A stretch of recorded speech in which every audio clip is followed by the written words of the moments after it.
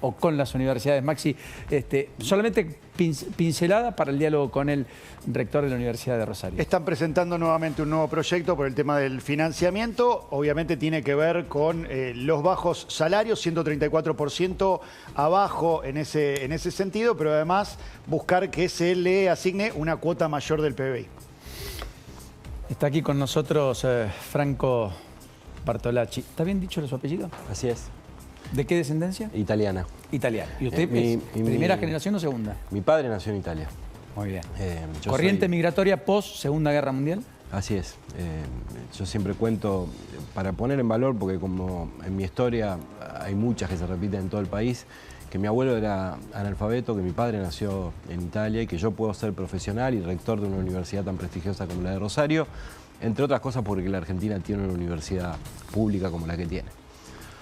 Bueno, en ese contexto, ¿cómo están hoy? Peor que hace un año, supongo, pero ¿cuán dramático es? ¿Qué cosas podría hacer la universidad? ¿Tuvieron que trabajar puertas adentro, interpelados por el gobierno, respecto a los gastos, la eficiencia? ¿Qué hacían o dejaban de hacer con la plata que les entraba, etcétera? A ver, nosotros al menos en 4 dimensiones atravesamos una situación que es, para caracterizarla de alguna manera, un poco más compleja que la que tuvimos el año pasado. En los gastos de funcionamiento, que son los recursos que recibimos en cuotas mes a mes para hacer todo lo que hacemos por fuera del pago de salarios, más allá de los incrementos que hubo en el último año y medio, tenemos un desfasaje de alrededor del 100% entre lo que creció la inflación y lo que recibimos de incrementos en ese mismo periodo de tiempo. La situación del sistema científico, el 70% de la ciencia nacional se produce en las universidades públicas. Y además nos importa porque valoramos la ciencia y porque somos parte de la misma comunidad, atraviesa una situación seguramente más delicada que la que atraviesa el sistema universitario en términos de financiamiento, y ahí hay serios riesgos, si no se revierte, de tener que discontinuar líneas y proyectos de investigación, de perder recursos humanos por los que el país invirtió mucho para su formación y que son de excelencia. A dar clases al exterior, Hoy porque abandonan el sistema público educativo. Exactamente, prácticamente todos los programas de financiamiento de la ciencia en la Argentina están parados y eso genera enormes dificultades, y hay que advertir que lo que se pierde no se recupera luego en un acto administrativo, porque son décadas, en muchos casos, en la formación de recursos humanos o en el desarrollo de esas líneas de investigación. El tercer aspecto son los programas de asistencia a estudiantes. Muchas veces son definitorios en situaciones económicas difíciles para la continuidad de sus estudios. También atraviesan una situación delicada. Y el más urgente, el más complejo, es el salarial. Docente y no docente. Podría dar muchos datos respecto de esto, pero para que tengamos magnitud, cerca del 80% del personal docente y no docente del sistema universitario argentino de todo el país percibe hoy un salario por debajo de la línea de pobreza. ¿Esto es un salario promedio de?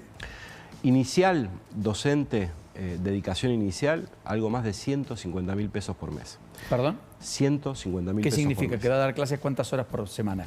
No, depende la materia en la que le toque, pero son 10 horas semanales. Pero un profesor titular. Yo conversaba el otro día con un profesor de la Universidad de Rosario, que además es investigador, de los más reconocidos que debe tener nuestra universidad, 22 años de antigüedad.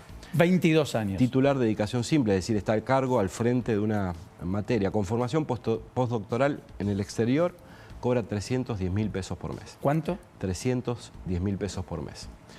Entonces, nadie en su sano juicio puede entender que con esos recursos alguien puede desarrollar bien su tarea. Y estamos hablando de quienes tienen la responsabilidad de formar a las futuras generaciones de profesionales de nuestro país. Entonces yo creo que tenemos que hacer un esfuerzo, con mucha responsabilidad, tenemos que hacer un esfuerzo para encontrar una solución que resuelva de manera estructural el problema, y es lo que aspiramos aporte este proyecto que presentamos en el Congreso. ¿Este proyecto estipula llevar el financiamiento universitario al 2031 a cuánto del PBI? Nosotros vamos haciendo incrementalmente un aporte sustancialmente hablan del 1,5, lo tenía creo que impreso por acá, pero... Estamos en el 0,7 actualmente, aspiramos a que sea el 1 en el año 26. Mira, es un proyecto, por un lado, responsable, porque intenta dar una solución estructural al problema, y lo hace en el ámbito que en una república tiene competencia en materia presupuestaria, que es el Congreso de la Nación. Por otro lado, es razonable, porque busca esa solución de fondo sin comprometer fiscalmente al Estado. Es además urgente porque la situación realmente es muy delicada. ¿Por qué no compromete fiscalmente al Estado? Porque está previsto en el proyecto de dónde salen los recursos. Creo que lo mejor que nos puede pasar en este contexto es que, afectando claramente por una decisión del Congreso un porcentaje determinado de los ingresos, pueda garantizarse el financiamiento de la educación superior y la producción científica. Pero acá se estableció que era el 6% para el sistema educativo, en el PBI, la Ley Federal de Educación, y solo se cumplió 1 o 2 años. Exactamente. Tenemos una Constitución que estableció en 1994 que había que darse una nueva ley de coparticipación a diciembre del año 96 y no la tenemos, y pasaron 30 años. Entonces, lo que quiero marcar es, efectivamente, usted está planteando la idea de un 1,5% del PBI al 2031 para las universidades, pero al mismo tiempo está planteando de dónde sacar esos recursos. Exactamente, porque lo que creemos es que tenemos que plantear la posibilidad de encontrar una respuesta estructural de manera responsable. Y creo que la discusión de fondo es, finalmente, ¿qué lugar le asigna la sociedad argentina a la educación superior pública y a la producción científica? Los países desarrollados del mundo, no porque sean más generosos, sino porque saben que en la sociedad del conocimiento eso es estratégico, invierten 3, 4 o 5 veces más que la Argentina en ciencia y educación superior, incluso sin tener un sistema de educación superior tan robusto como el nuestro. Israel es un caso. Israel, Estados Unidos, Alemania, España, todos los países desarrollados del mundo lo hacen. Digo más, todos queremos aportar a una economía sólida de la Argentina. Claramente la Argentina no podía seguir como estaba. Con ese desorden macroeconómico estrafalario. Absolutamente. Ahora, todos sabemos que cuando hay escasez hay que establecer prioridades. Y yo estoy seguro que ninguno de nosotros, ni los espectadores, cuando tenemos escasez en la economía familiar, dejaríamos de mandar a nuestros hijos a la escuela, porque sabemos lo importante que la educación es para los hijos y para la familia en su conjunto. Lo mismo pasa con un país. Nosotros sabemos que hay dificultades, somos conscientes de eso, acompañamos el esfuerzo de la sociedad argentina, lo que decimos es, no hay un problema en las universidades y en el sistema científico, está la posibilidad de encontrar una solución a los problemas que la Argentina tiene y eso hay que ¿Cree cuidarlo. que va a tener cobijo? Bueno, aspiramos a que haya consenso en el Congreso. Que podamos construir en el Congreso. Ahora, usted me dijo algo que yo quiero repetir. Usted dice, esto no implica erogación fiscal. Es decir, que el gobierno no tendría el argumento de vetarlo porque implica socavar las cuentas públicas. Por eso hicimos el esfuerzo de hacer un proyecto serio y responsable que no solo dice cuánto tienen que recibir las universidades, sino que además marca claramente dónde salen esos recursos, porque fue el argumento con que se discutía. Ayúdenme a pensar, ¿de dónde salen? De los ingresos del Estado por coparticipación sin afectar lo que reciben las provincias, sino los recursos centrales. Es un porcentaje específico estableciendo pero el gobierno esa dice, es un bien fungible, eso que lo voy a destinar a la universidad y lo estoy destinando a otro lugar, ¿o no? Sí, claramente, uno tiene que bueno, establecer entonces le va a decir, no, esto me incrementa el... Bueno, esa es la discusión. 40.000 millones de discrecionalidad, no tener presupuesto también. Sí, bueno, de hecho no tenemos ley de presupuesto desde el 2023. Que lo cual también demuestra que es un error, ¿no? Y bueno, al final... Sí, es verdad, es todo muy cierto. No me quiero ir de esto, perdón, Franco, porque me parece muy relevante. Acá el tema es que hay riesgo en la continuidad de algunos programas científico-tecnológicos. Hoy, de hecho, nadie se salva solo bajo la estética del Eternauta. Es la marcha que hicieron los científicos en la Ciudad de Buenos Aires, en distintos lugares, en la Mesa Federal por la Ciencia y la Tecnología, que estuvo incluso en la protesta muy importante en la Casa Histórica ahí en San Miguel de Tucumán. Vi alguna foto esta mañana, o sea, fue en distintos lugares del país, no solo para decir que todo pasa acá en la Ciudad de Buenos Aires, por eso siempre me gusta abrir la ventana federal.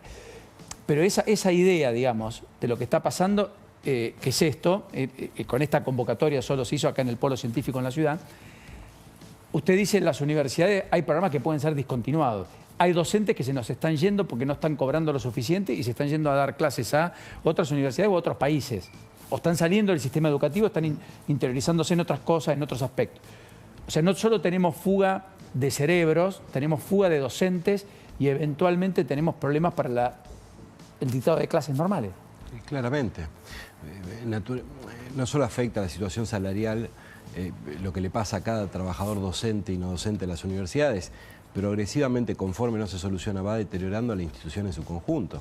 Porque naturalmente alguien que percibe ese salario tiene que buscar otras cosas para poder vivir y el tiempo, la energía que le destina a la producción de conocimiento, a la enseñanza, es distinta a la que le destinaba antes. Franco, desde ya mil gracias. Un enorme placer. No, por favor. Como siempre, y mucha suerte en eso. Ya venimos con Jorge Colina en un instante para meternos de lleno en la economía, en un instante nada más.